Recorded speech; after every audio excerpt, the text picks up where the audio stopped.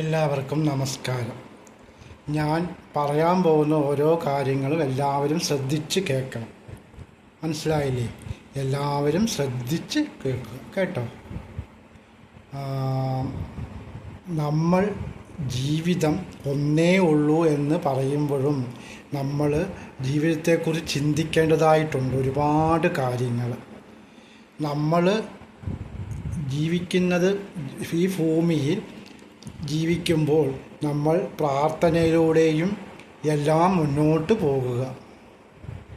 പിന്നെ കഞ്ചാവും മയക്കുമരുന്നും ഒന്നും ഉപയോഗിക്കാതെ നമ്മൾ മുന്നോട്ട് പോകുകയാണെങ്കിൽ നമുക്ക് ഉയർച്ചയുണ്ടാകും. ദൈവത്തിൻ്റെ ഓരോരോ ലീലാവിലാസങ്ങളാണ് നമുക്ക് ഓരോരോ രോഗങ്ങളുണ്ടാകുന്നത്.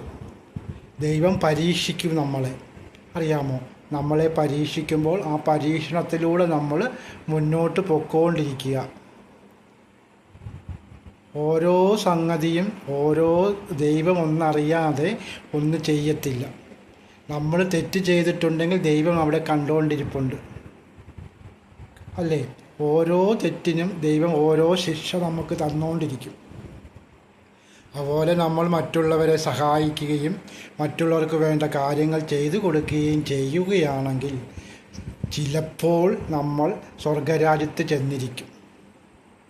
ദൈവം നമ്മൾ ഓരോ അമ്പലങ്ങളിൽ പോകുമ്പോൾ 10 പൈസ നേർച്ചയിടും, 20 പൈസ നേർച്ചയിടും, 1 രൂപ നേർച്ചയിടും.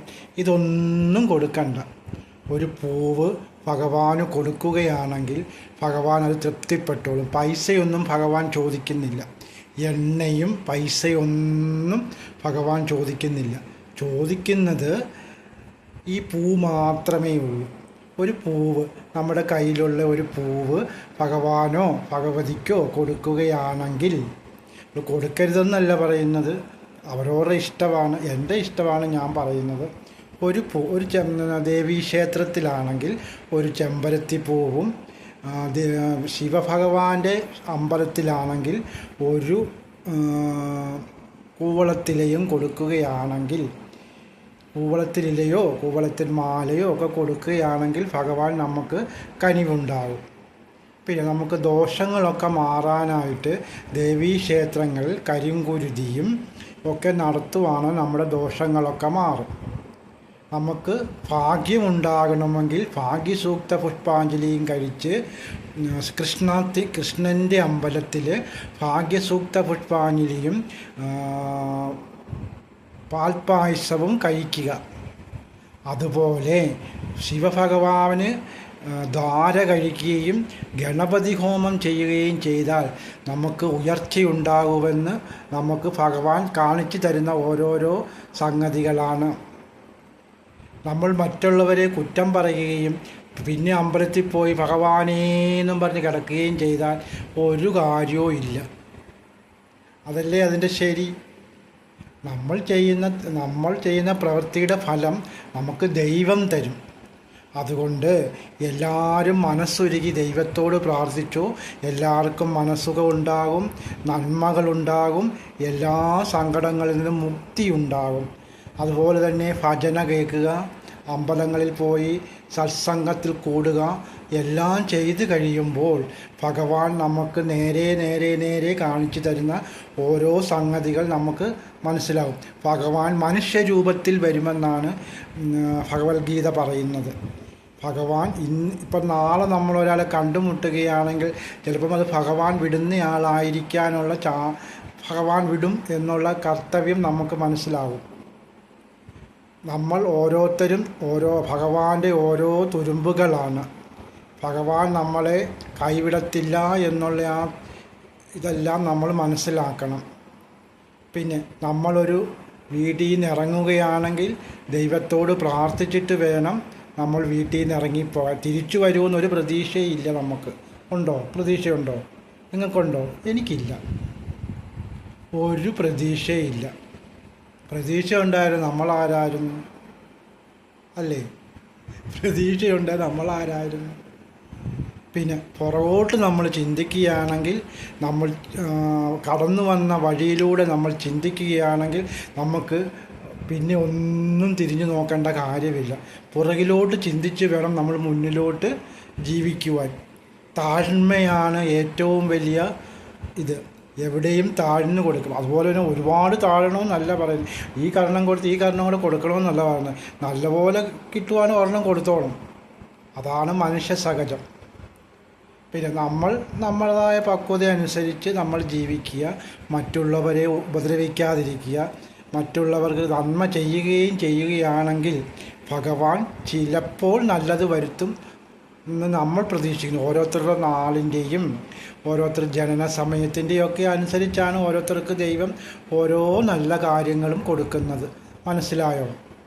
ഇത് ഞാൻ പൊട്ടത്തരം വിളിച്ച് പറയുക അല്ല.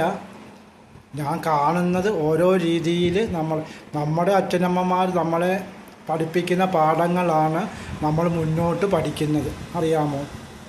നമ്മുടെ അച്ഛനമ്മമാരെങ്ങനെയാണോ അതുപോലെയാണ് നമ്മളും മുന്നോട്ട് പോകുന്നത്. മനസ്സിലായോ? ജീവിതം ജീവിച്ച് തീർക്കുക. നമുക്ക് ആയുസ് കുറച്ചേ ഉള്ളൂ.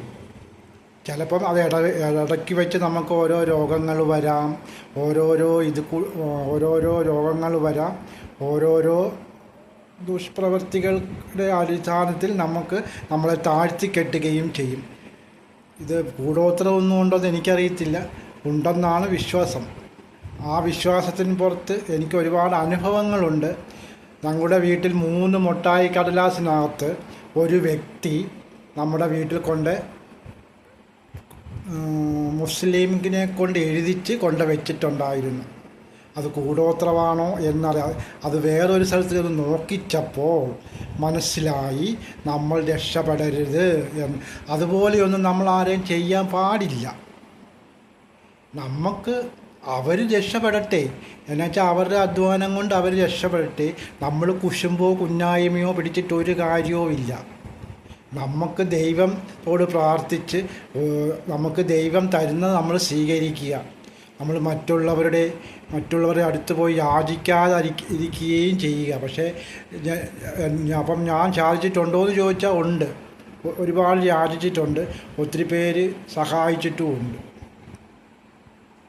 ആ സഹായങ്ങളൊക്കെ പിന്നീട് ദുഷ്ഫലമായി തിരിച്ചു വരികയും ചെയ്തു. അതൊക്കെ പോട്ടെ, അതൊക്കെ വേറെ കാര്യങ്ങളാണ്. പിന്നെ എല്ലാം നന്മകളും നേരുന്നു. ഭഗവാനോടും പ്രാർത്ഥിക്കുക, നന്മകൾ വരുത്തും. എല്ലാവർക്കും നന്മകൾ ഉണ്ടാകട്ടെ എന്ന് പ്രാർത്ഥിച്ചുകൊണ്ട് നമ്മൾ ഈച്ച ഫാനിൻ്റെ കീഴിലും ലൈറ്റിൻ്റെ കീഴിലും ഒക്കെ ഇരിക്കുമ്പോഴേ ഈച്ച വരുന്നു. നിങ്ങളൊക്കെ അടുത്തൊക്കെ ഈച്ചയൊക്കെ ഉണ്ടോ? ഓക്കെ ഉണ്ടായിരിക്കാം. എല്ലായിടത്തും ഈച്ചയും കൊതുകും ഒക്കെ ഉണ്ട്. അതെല്ലാം ദൈവ സൃഷ്ടികളാണ്. നമ്മൾ പിന്നെ കൊല്ലാതിരിക്കാൻ പറ്റുമോ? ഈച്ചേനെയും കൊതുകിനെയൊക്കെ കൊല്ലാതിരിക്കാൻ പറ്റുമോ? അതുകൊണ്ട് കടിച്ച് മുടിച്ച് രോഗങ്ങൾ വരുത്തുമല്ലയോ? അതുകൊണ്ട് നമ്മൾ നമ്മുടേതായ രീതിയിൽ മുന്നോട്ട് പോവുക.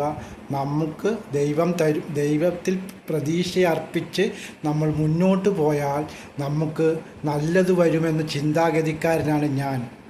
പക്ഷേ എനിക്ക് നല്ലത് വന്നിട്ടുണ്ടോ എന്ന് ചോദിച്ചാൽ ഒരു 6-7 വർഷം 8 വർഷം നല്ലത് വന്നിട്ടുണ്ട്. പിന്നെ മുഴുവൻ എനിക്ക് ഒന്നുമില്ലാത്ത രീതിയിൽ ഞാൻ മുന്നോട്ട് പൊയ്ക്കൊണ്ടിരിക്കുകയാണ്. ഭഗവാൻ ഇതെല്ലാം കണ്ടുകൊണ്ടിരിക്കുമല്ലേ? ഓക്കെ, എല്ലാവർക്കും നന്മകൾ വരുത്തട്ടെ എന്ന് പ്രാർത്ഥിച്ചുകൊണ്ട് നമ്മളെല്ലാവരെയും